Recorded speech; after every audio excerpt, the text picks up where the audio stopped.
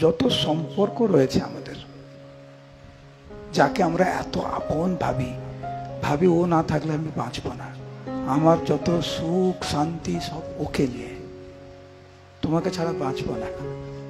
এই যে ভাবগুলো আমাদের মধ্যে রয়েছে, যাকে নিয়ে সবকিছু ভাবি সেও থাকবে না, আর যিনি ভাবছেন যে ওদেরকে ছাড়া বাঁচবে না সেও থাকবে না, কেউ বাঁচবে না।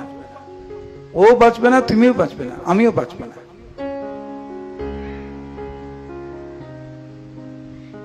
এই জড় জগতের প্রকৃত রূপই হচ্ছে এইটা।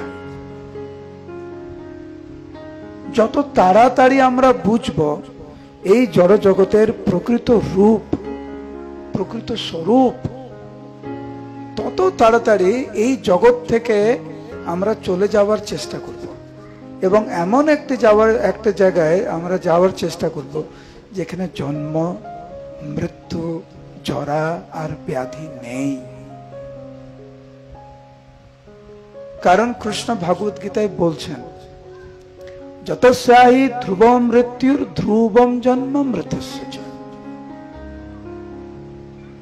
যিনি জন্মগ্রহণ করেছেন তার মৃত্যু অবসম্ভাবী, আর যার মৃত্যু হয়েছে তার জন্ম অবসম্ভাবী। আর যেখানে জন্ম সেখানেই কষ্ট। কে রোগগ্রস্ত হতে চায়, কে হসপিটালে যেতে চায়, কে অপেক্ষা করছেন কি আরাম, কবে হসপিটালে ভর্তি হব, কবে ইঞ্জেকশন খাবো, কবে আমার অপারেশন হবে, কেউ ভাবেনি কি ওরকম? আমি তো মাঝে মাঝে ইউটিউবে ভিডিও দেখি, যে ইঞ্জেকশনের কত ভয়, দেখেছো ভিডিওগুলো? চিৎকার করছে।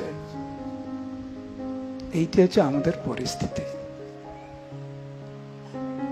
কখনো বুঝার চেষ্টা করি না যে কেন আমি এই পরিস্থিতিতে আসলাম। যদি আমি ভগবানের সন্তান হয়ে থাকি, ভগবানের অংশ হয়ে থাকি, তাহলে কেন আমি দুঃখের আলয়ে আছি?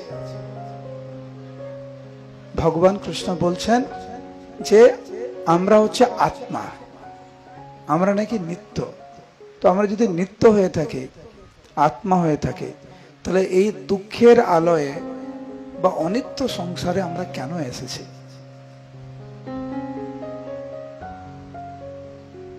কেন সবাইকে আপন করে নেই, এত আপন করে নেই, এত কষ্ট পায় আপন করার জন্য, আবার সবাইকে ছেড়ে চলে যেতে হয়।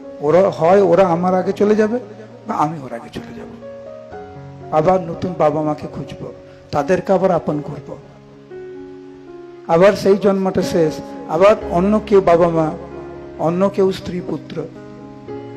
তখন তো পূর্ব জন্মের কিছু মনে থাকে না। কৃষ্ণ বলছেন, বহু নিমে ব্যতীতানি জন্মানি তব চার্জুন। হে অর্জুন, তোমার অনেকবার জন্ম হয়েছে, আমারও অনেকবার জন্ম হয়েছে, কিন্তু তোমার আর আমার মধ্যে পার্থক্যটা কি? তোমার কিচ্ছু মনে নেই, আমার সব মনে আছে।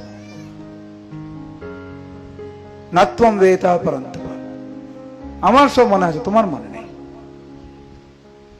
একজনকে ধরি, তার সঙ্গে সম্পর্ক হয়, হয় পিতামাতা রূপে, সন্তান রূপে, কন্যা রূপে, স্ত্রী রূপে, কোনো না কোনো রূপে এত আসক্ত হয়ে যায়, ভাবে এটাই সবকিছু।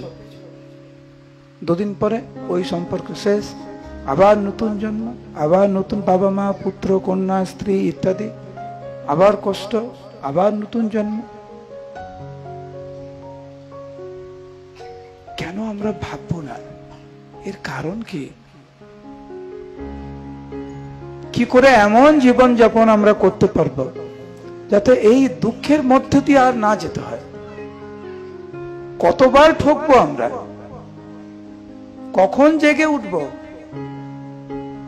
সেই জন্য ভক্তিবিনোদ ঠাকুর গাইছেন, জীব জাগো জীব জাগো গৌরচন্দ্র বলে, কত নিদ্রা যাও মায়া পিশাচির কোলে। কত ঘুমাবে? এই ঘুমটা শুধু ওই রাত্রিবেলার ঘুম না, জেগে থেকেও আমরা ঘুমাচ্ছি।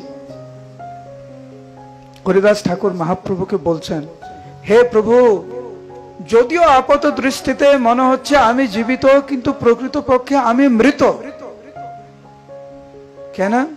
তোমার চরণে আশ্রয় গ্রহণ করলাম না আমি। আমরা জীবিত, প্রকৃতপক্ষে আমরা কি? আমরা তো ঘুমাচ্ছি।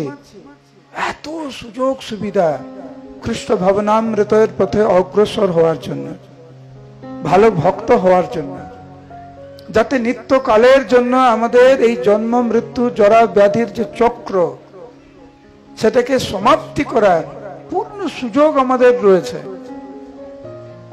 কিন্তু আমরা গ্রহণ করতে রাজি নাই।